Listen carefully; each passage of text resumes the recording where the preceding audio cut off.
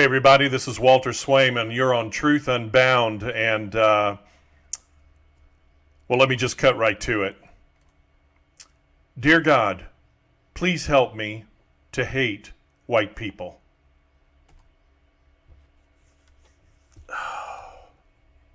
We need to talk.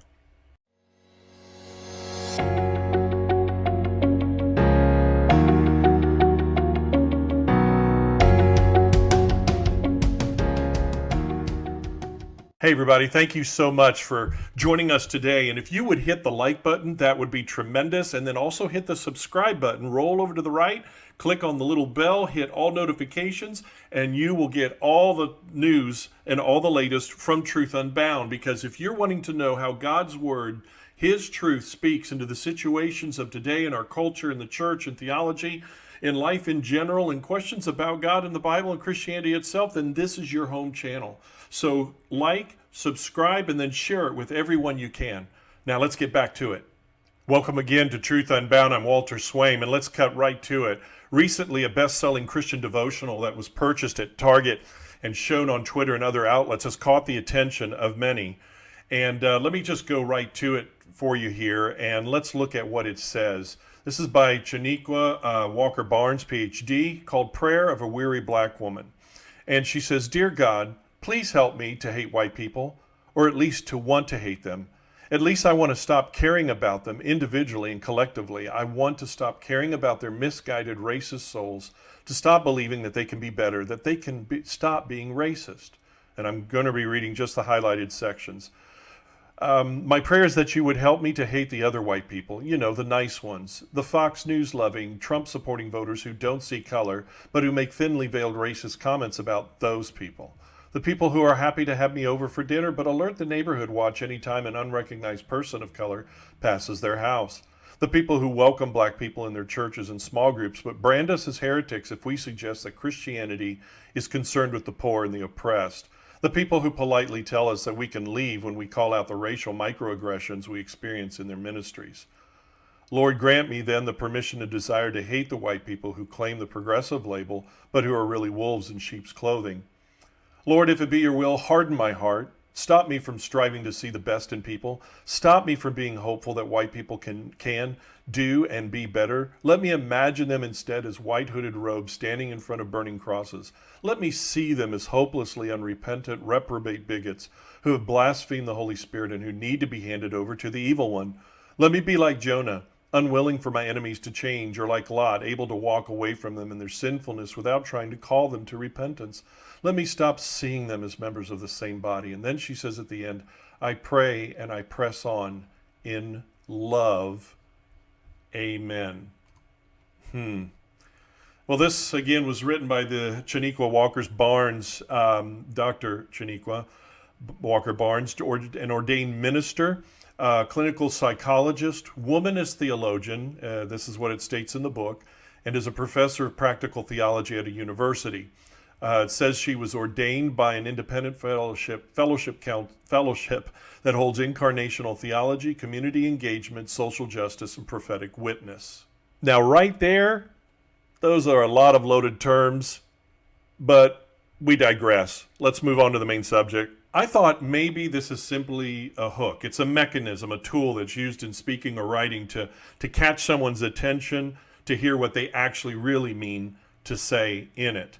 But I read and reread this devotional and pretty much come to the determination, as many have, she meant exactly what she said. But this isn't quite what I would call a devotional.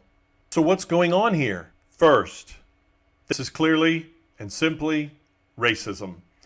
As Monique Dusans with the Center for Biblical Unity, a former critical race theorist herself, she has said this, and I'll put the link to this description in the description of the video. She says, by definition, there can be no such thing as reverse racism.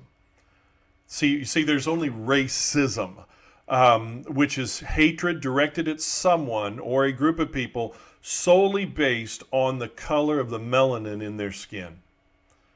God made us all in his image. In fact, it tells us here in his word, it says, So God created man, Genesis 1:27. God created man in his own image. In the image of God, he created him, male and female. He created them. He also says this in Acts 17:26, and he made from one man every nation of mankind to live on all the face of the earth, having determined allotted periods and the boundaries of their dwelling place. By making such statements as you have seen here, word for word, she is devaluing other people who are made in the image of God. Just because of the way they came out of the womb or were designed by God in the womb to be, and it's to slap both God, the Creator, and His creation in the face. No one in the body of Christ is to devalue another in the body of Christ, even outside of the body of Christ. Second, we are called by God, those of us who are in ministry, called to be the mouthpiece of God to our congregations. We are supposed to spiritually feed God's people with His Word. We are to care and shepherd the people in our congregations. We are to care and love them and unite and lead them together as one body, regardless of skin color, cultural background, socioeconomic status. It doesn't matter. We are one church, and each local church to lead and to shepherd and to guide them and to be an example in doing so. So this is not only an embarrassment for those who wear the cloth or are called to ministry, but it is a violation of the role of the enormous task given to us by God to speak on His behalf. It further demoralizes the rest of us who are trying to do the right thing here, and it helps destroy the character and integrity of those in ministry and of Christianity in general before the world. Third, this is opposite of Jesus' clear and direct command to us as His followers. In John 13, verses 34 through 35, Jesus is quoted as saying, "A new commandment I give to you, that you love one another, as I have loved you, that you also love one another. By this all will know that you are my disciples, if you have love one for another." Now, the question is glaring and blaring at us right here. What of the words of this young lady has to do with love and loving like Jesus? He is commanding us to love as He is loved, which means loving those who are unlovable, including her and including me. There is no, in her words, there is no selfless, sacrificial, inclusive, faithful, godly love in her words. It's the polar opposite of what God, what Jesus specifically told us to do. Last point, with this kind of wording, dressed up as a devotional, as a heart crying out. Now, I see pain in her life, and that needs to be addressed between her and her God. She needs to come before God with that pain. We see the same in the Psalms and Job. God wants us to come with that pain, but that's personal and that's private. But what she has written here publicly has been divisive for the church. The church is made up of white, black, Hispanic, Asian, and of every tribe and of every tongue on the earth. As one body, He's broken down the walls of division between Jew and Gentile, and between each of us, regardless of skin color and background and culture and upbringing and economic status, whatever. We are one body. What does God command us regarding not to divide the church with our words or with our actions?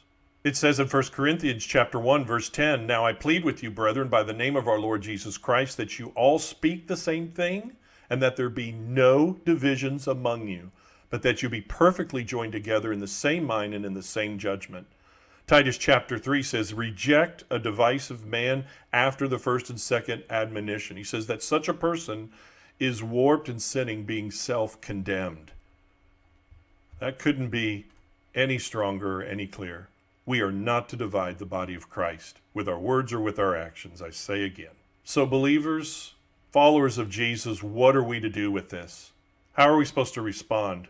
We know we're supposed to call out error in doctrine and in teaching, and that's what we're doing right here at Truth Unbound for you and for me. But some people have gone beyond this and attacked her, harassed her, but this is not what God says to do either. We cannot do that as followers of Jesus. Look what it says in Romans chapter 12. Repay no one evil for evil. Have regard for good things in the sight of all men. If it is possible, as much as depends on you, live peaceably with all men.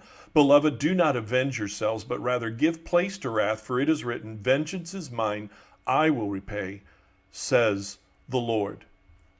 And so what do? What are we supposed to do?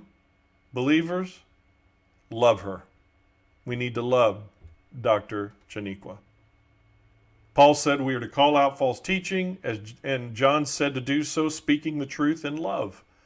So I say we call the error out, and we separate ourselves from that hatred, but we're not going to return hatred with more hatred. We return it with love. And so pray for her repentance. Pray for her redirection in Christ, especially as she's supposed to be leading and training others in ministry. Love people and overcome evil with the good of God, and keep preaching the true word of God, the true gospel, the true good news, and do so in love. And then make disciples of Jesus filled with his truth and love, who will in turn make disciples of Jesus who will do the same as Jesus commanded to do. This is Truth Unbound, and I'm Walter Swaim. Follow Jesus, and you'll always follow the truth.